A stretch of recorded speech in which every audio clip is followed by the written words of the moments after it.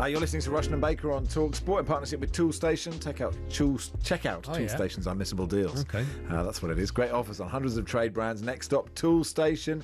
Premier League returns. Biggest game of the weekend, 4:30 Sunday. Arsenal versus Spurs. Joining us on behalf of Paddy Power to look ahead to that game. He played for both. It is Sol Campbell. Hey, Sol. Hello, Sol. Hi, guys. You all right? Everyone all right? Very good, thank you. Very good. Very good. Who are you supporting in this one then, Sol? No one. No one. I see you've not even worn a white shirt, Sol. You've worn a beige shirt, a mixture of the two colours. Yeah, nice. Just be in the middle, nice and easy.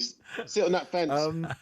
I mean, look, the big news is Gabriel's injury for Arsenal, isn't it? And that is huge for them in both boxes, because not only is he a brilliant defender and a brilliant leader, but he is so effective with their set pieces. I think Gabriel has really shown his worth, not only just as a leader, but, nicking those goals and being a presence in both boxes.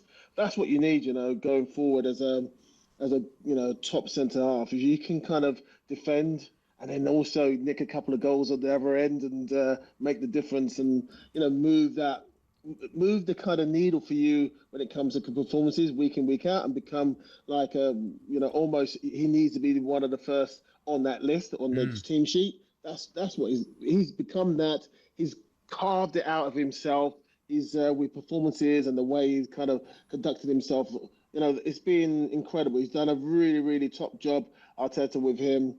But Gabriel's done a really. They're going to miss him for sure, that presence. But they still have enough. But yeah, he is a big threat. It's a big character in the team, and they've just started to kind of settle. And it happens. People get injured. Yeah, I suppose the thing is, what we've seen with Arsenal so far is whenever there's been an injury, the depth of the squad, someone has come in and it hasn't been. So Saka was out for a bit and Madueke was great, and then the reverse happens. They've had issues up front, haven't they, with people being injured? So whoever comes in, you imagine the depth again. They probably pick Mosquera or Hincapié, I guess, or move Calafiore over. Like, they've got depth, and that's what's been really impressive about Arteta and his side this season. I think, going to Mosquera, I think he will go in. I think they kind of took him out a little bit because maybe a little bit, not naive, but just a little bit of, I'm not saying wet behind the ears in certain scenarios. But he's definitely a top replacement, and he's going to be obviously an incredible player going forward.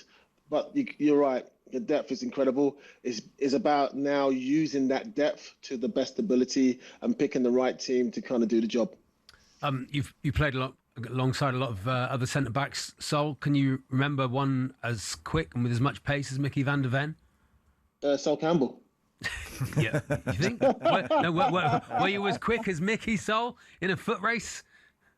I think you guys have to remember how quick I was. And yes, it was. We didn't have all the technology around, but I was rapid. Okay. I was rapid. And you can look at all the stats and things like that, rapid. Also, I could move at the same time, not just in a straight line. You're going to be able to change direction as a top centre half. But he's definitely, he's one of the quickest out there. And top centre half, imposing as well. Great left foot. Yeah, he scores that amazing solo run as well. I remember doing one of those for the World Cup, England versus Colombia, but I couldn't finish off a goal though. Yeah. Yes, I remember it. I was on Magnetic Island in my gap year in Australia, and I remember just this. We were watching on a big screen. I'd had a few. It was early in the morning, but still, I remember that run. And of course, the header. I remember you scoring that goal, Sol, and celebrating and celebrating and celebrating. It's an outrage. It's still outrageous. It wasn't given. Yeah, I think, when you go to those kind of levels, that's when you wish VR was around, because then the referee won't be able to wriggle out of it.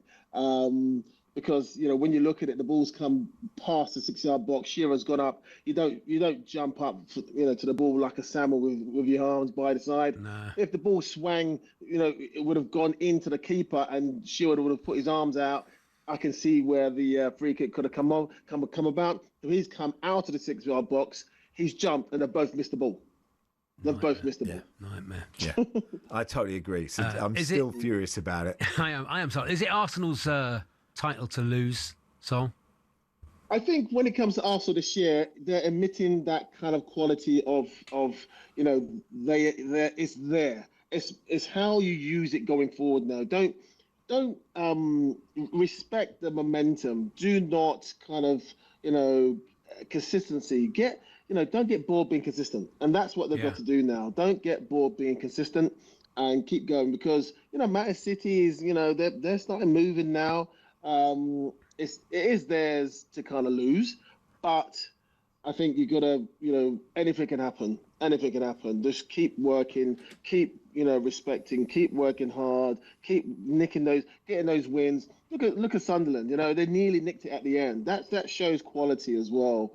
But the main thing, you just never know. So always be on your toes, respect the teams around you, and keep going forward, step by step, and be consistent. Do not get bored being consistent. And every now and again, you need that individual class and top players pop up and score goals, and they've got that. On England, and obviously, the qualification campaign has been brilliant. Didn't concede a goal. We, as we always do, go in with far too much hope. It's hard to win a World Cup. There are lots of other good teams that play. Jude Bellingham has been a fascinating story here. He doesn't have the 10 jersey at the moment because Morgan Rogers is playing very well. Some people have been critical of Jude Bellingham, and Ian Wright has really supported him and actually come out, I think, today and has sort of basically said that some journalists, he sees this as possibly like a racist attack on Jude Bellingham, on the fact that there are some people that, and in Wright's words, they aren't ready for a black superstar. I just wonder what you make of the criticism of Bellingham, if I've articulated it well enough, what Ian Wright feels a bit. I think when you look at it, you've got to look at it in different ways as well. Jude has gone on an unbelievable trajectory. He kept on going, did a really good job at Borussia and Dortmund, then chose not to come to England and went to Spain and done unbelievable there at Real Madrid. And sometimes, his first season scoring all those goals is almost like a centre forward for Real Madrid. An incredible first season there. I think the fans and I think journalists have just got so used to him playing unbelievable football and scoring goals. So in anything kind of drops short of that, they're kind of on players like that. It happened to me. I would make even a half a mistake, and the journalists will be on me like a flash. And then you see some other players, I don't know, make 10 mistakes, and I've just kind of missed. I think they've put him in a high regard because he's a top player, still young, incredible future ahead of him as well. Just need to keep his feet on the ground. And you get these blips, you get these kind of questions of journalists who I don't know. Not everyone's your friend. I think you got to get on with it. There's some journalists who are going to be on your side, and it's just like the world. Some people are with you, some people are against you. I think the main thing is he's got a great team around him. He knows what he's doing. Is level-headed, incredible player, superstar. At a fantastic club, is the football at his feet. He can do whatever he wants. He's got great engine. He can score a goal. Got great personality, and you need personality. I think you have to realize that to get to that kind of greatness, you need that personality. You can't. There's some people like playing and just straight up and down, but he's a modern style top player. And sometimes if he's in a different country, I mean, sometimes the press are a little bit easier on the players. I think England has always had that. It's nowhere like how I used to have it and players around me used to have it. It's definitely calmed down. It's nowhere near the level. I think if you look through all the articles and the paper articles and the fans and all that kind of stuff, it's nowhere near the same. Maybe obviously the internet is big now, so you've probably got a lot more kind of verbal abuse online. But when it comes to kind of how they're really picking everything out of your game, journalists is nowhere near the same as like in writing time, my time. It's definitely cooled down a little bit. And sometimes, some writers want to dig a little bit more and I don't know, make a name for themselves. But I think Jude is an incredible player. He knows what he's doing. I think England is very lucky to have him, and I think a black superstar. Great. Why not? I think it is what it is. It's the 21st century now. Let's move on. Our country's got loads of cultures and things like that. He's come in and he's put England first. He's done a great job. Unbelievable player. I think sometimes you've got to, congratulate him. Thank you, Sol. Thank Lovely you, Sol. to chat. Thanks for coming on. Cheers, guys. Sol Campbell there. So we'll keep you posted, of course, on the North London derby on Sunday night. Look, we will hopefully we're late for the news, but I'd like to go back to what Ian Wright said, because I have found some of the coverage I know you have as well, slightly uncomfortable.